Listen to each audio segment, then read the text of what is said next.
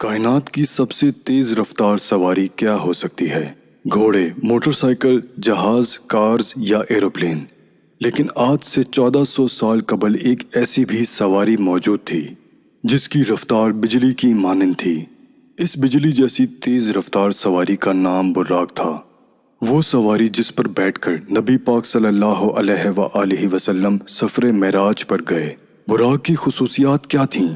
اور جب نبی پاک صلی اللہ علیہ وآلہ وسلم اس پر سوار ہونے لگے تو وہ بے لگام کیوں ہو گیا؟ کیا براق کو ماڈرن سائنسی علوم سے ایکسپلین کرنا ممکن ہے؟ واقعہ معراج تاریخ انسان کا ایک ایسا حیرت انگیز اور انوکھا واقعہ ہے جس کی تفصیلات پر انسانی عقل حیران رہ جاتی ہے۔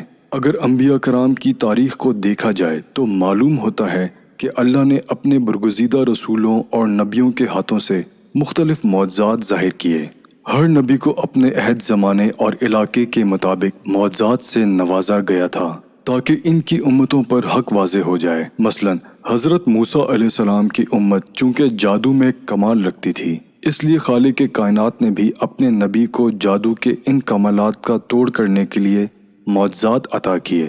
اسی طرح حضرت عیسیٰ علیہ السلام کے دور میں طب کا بڑا چرچا تھا، لہٰذا حضرت عیسیٰ علیہ السلام کڑ کے مریضوں، اندھوں، یہاں تک کہ مردوں کو بھی زندہ کر دینے کی قدرت سے فیضیاب تھے۔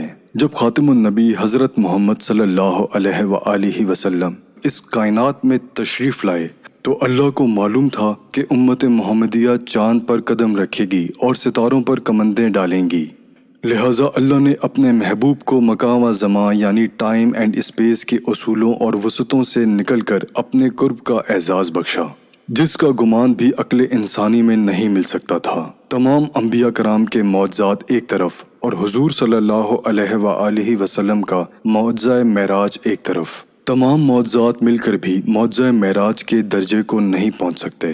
واقعہ معراج ہجرت سے 1 یا 2 سال پہلے پیش آیا۔ اس وقت ہمارے پیارے نبی صلی اللہ علیہ وآلہ وسلم کی عمر مبارک 52 سال تھی اور یہ 27 رجب کے شب کا واقعہ تھا، لہٰذا حضرت مالک بن سائسہ سے مروی ہے کہ خود رسول صلی اللہ علیہ وآلہ وسلم نے فرمایا کہ میں نیند اور بیداری کی درمیانی کیفیت میں تھا جب میرے پاس ایک فرشتہ آیا۔ اس نے میرا سینہ چیرا، پھر میرے دل کو نکال کر غسل دیا اور اسے دوبارہ اندر رکھ دیا۔ پھر ایک سواری لائی گئی جو خچر سے چھوٹی اور گدھے سے بڑی تھی، اس کا رنگ سفید تھا، اسے براق کہا جاتا تھا۔ بس مجھے اس پر سوار کرایا گیا۔ روایت ہے کہ حضور براق پر سوار ہو کر بیت المقدس پہنچے تو براق سے نیچے اترے اور اس کے لگام کو اس ستون کے ساتھ باندھ دیا جس کے ساتھ انبیاء کرام نے اپنی سواریوں کے لگام باندھ رکھے تھے۔ اس کے بعد نبی پاک صلی اللہ علیہ وآلہ وسلم مسجد اقصی میں داخل ہو گئے۔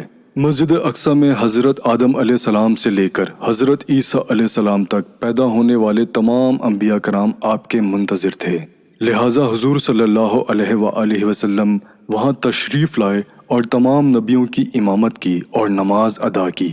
نماز سے فارغ ہونے کے بعد آپ دوبارہ براق پر سوار ہو کر آسمانی سفر پر روانہ ہو گئے۔ حضور صلی اللہ علیہ وآلہ وسلم نے براق پر سوار ہو کر 7 آسمانوں کا سفر کیا، جہاں کچھ انبیاء کرام سے آپ کی ملاقات بھی ہوئی۔ پھر حضرت جبرائیل امین نے آپ کو جنت و جہنم کی کچھ منظر دکھائے، اور پھر آپ اس سفر میں کائنات کے آخری حد سے بھی باہر سدرۃ المنتہا تک پہنچے، جہاں آپ اللہ سے ہم کلام ہوئے۔ امت محمدیہ کے لیے روزانہ 5 نمازیں فرض کی گئیں، شرک کے سوا تمام گناہوں کی معافی کا امکان بتایا گیا، اور سورہ بقرہ کی آخری 2 آیات آپ کو تعلیم فرمائی گئی۔ اس سفر کی واپسی پر حضور اپنے گھر پر کچھ اس حالت میں پہنچے کہ روایت کے مطابق ابھی آپ کے گھر کی کنڈی ہل رہی تھی اور آپ کے وضو کا پانی ابھی تک آپ کے جسم مبارک سے ٹپک رہا تھا۔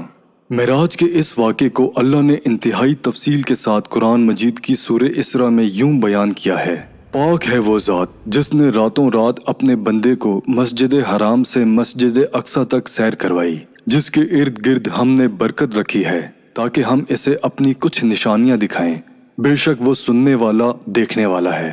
معراج کے اس عظیم سفر میں رسول اللہ صلی اللہ علیہ وآلہ وسلم جس سواری پر سوار ہوئے تھے اسے براق کہا جاتا ہے۔ اب سوال یہ پیدا ہوتا ہے کہ براق کیا تھا؟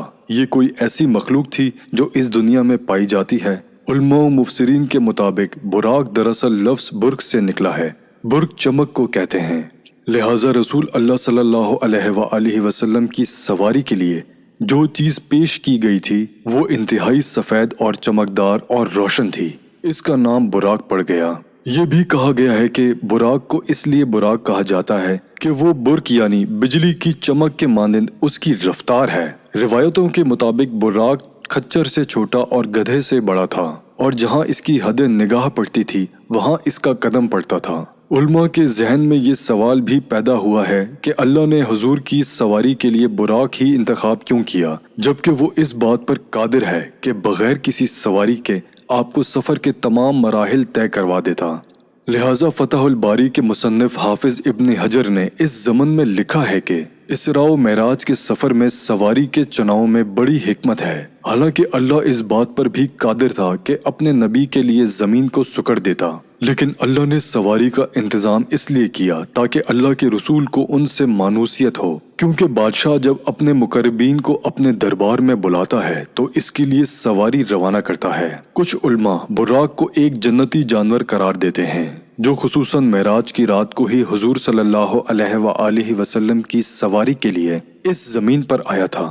لہٰذا امام ترمذی نے ایک روایت نقل کی ہے کہ جب جبرائیل علیہ السلام نے براق کی لگام تھامی اور رسول اکرم صلی اللہ علیہ وآلہ وسلم کو اس پر سوار ہونے کی دعوت دی تو براق حضور صلی اللہ علیہ وآلہ وسلم کو دیکھ کر کانپ اٹھا اور بے لگام ہو گیا۔ لہٰذا جبرائیل امین نے اس سے کہا کہ ٹھہر جا، اللہ کی قسم رسول اللہ سے بہتر کوئی شخص اس سے پہلے تجھ پر سوار نہیں ہوا۔ لہٰذا جب تاجدار کائنات محمد صلی اللہ علیہ وآلہ وسلم براق پر سوار ہوئے تو وہ فخر و مسرت سے ناچنے لگا کہ آج اسے ان عظیم شخصیت کی سواری ہونے کا لازوال اعزاز حاصل ہو رہا ہے۔ بعض علماء نے یہ بھی لکھا ہے کہ براق کا چہرہ انسانی چہرے کی مانند ہے اور انسان کی طرح سننے اور سمجھنے کی صلاحیت بھی رکھتا ہے، لیکن قرون وسطیٰ یعنی خصوصاً بنو امیہ اور بنو عباس کے دور حکومت کے مسلمان فنکاروں، شاعروں اور مصوروں نے جس طرح براق کی تصویر کشی کی ہے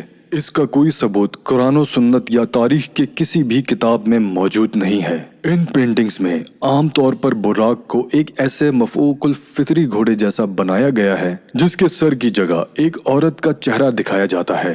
ایسی کوئی دلیل اسلامی روایات سے تو نہیں ملتی، البتہ دوسرے مذاہب اور قوموں میں اس طرح کی دیویوں کی خیالی تصویر ملتی ہے، اور ممکن ہو کہ عجمی مسلمانوں نے انہی تصویروں سے متاثر ہو کر انہیں براق پر چسپاں کر دیا، جبکہ براق نر تھا یا مادہ اس کے متعلق بھی کوئی مستند شواہد موجود نہیں ہے۔ واقعہ معراج اللہ کا ایک معجزہ تھا، جس طرح سے ہر معجزے کو سمجھنا اور ثابت کرنا انسانی عقل کے لیے ممکن نہیں، اسی طرح سے معراج کے اس سفر کو سمجھنا انسانی ذہن کے لیے ناممکن ہے۔ لیکن جدید فزکس نے گزشتہ صدیوں میں ایسا نظریہ پیش کیا ہے جو قابل غور ہے۔ آئنسٹائن، جسے پچھلی صدی کا سب سے بڑا سائنسدان مانا جاتا ہے، اس کی تھیوری آف ریلیٹیوٹی جدید فزکس کی بنیاد ہے۔ آئنسٹائن نے اس تھیوری میں بتایا ہے کہ اس کائنات میں ٹائم تمام مقامات اور لوگوں کے لیے اسٹیٹک نہیں بلکہ مختلف ہوتا ہے، اور یہ مقامات کے اعتبار سے بدل سکتا ہے۔ لہٰذا اگر کوئی شخص اس کائنات میں روشنی کی رفتار سے سفر کر پائے تو اس کے لیے ٹائم رک جائے گا۔ اس نے ایک مثال پیش کی کہ اگر کوئی شخص ایک ایسی سواری میں سفر کر رہا ہو جس کی رفتار لائٹ کے برابر ہو تو اس کے لیے وقت تھم جائے گا، اور جب وہ شخص کئی سالوں بعد بھی زمین پر واپس آئے گا تو یہاں کچھ ہی سیکنڈز گزرے ہوں گے۔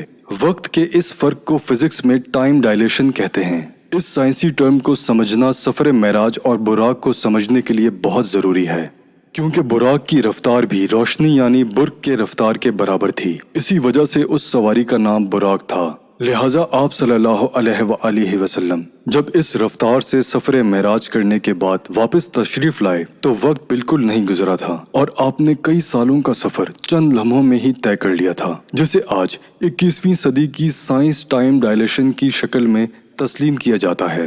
لیکن آج بھی انسان اسپیس ٹیکنالوجی میں اتنا آگے نہیں بڑھا کہ ہر سوال کا جواب سائنس کی بنیادوں پر دے سکے۔ مثال کے طور پر اگر کوئی شخص لائٹ کی اسپیڈ سے ٹریول کرتا ہے تو اس کا جسم ماس لیس ہو جاتا ہے اور اسے انفائنائٹ انرجی کی ضرورت ہوتی ہے، جو بظاہر انسانوں کے لیے ناممکن ہے۔ لیکن اللہ کی ذات کے لیے نہیں، کیونکہ وہ ہر چیز پر قادر ہے۔ لہٰذا اس رات اللہ نے نبی صلی اللہ علیہ وآلہ وسلم کے جسم مبارک کو اس سفر کے لیے وہ عظیم قوت بخشی تھی۔ واقعہ معراج حضور کا ایک دائمی معجزہ ہے جس کی حقانیت اور سچائی نئی نئی سائنسی انکشافات کے ساتھ واضح ہوتی جائے گی۔ جیسا کہ کسی شاعر نے کہا ہے کہ پھیلائے ہوئے گوشہ دامن تجسس، سائنس محمد صلی اللہ علیہ وآلہ وسلم کا پتہ پوچھ رہی ہے۔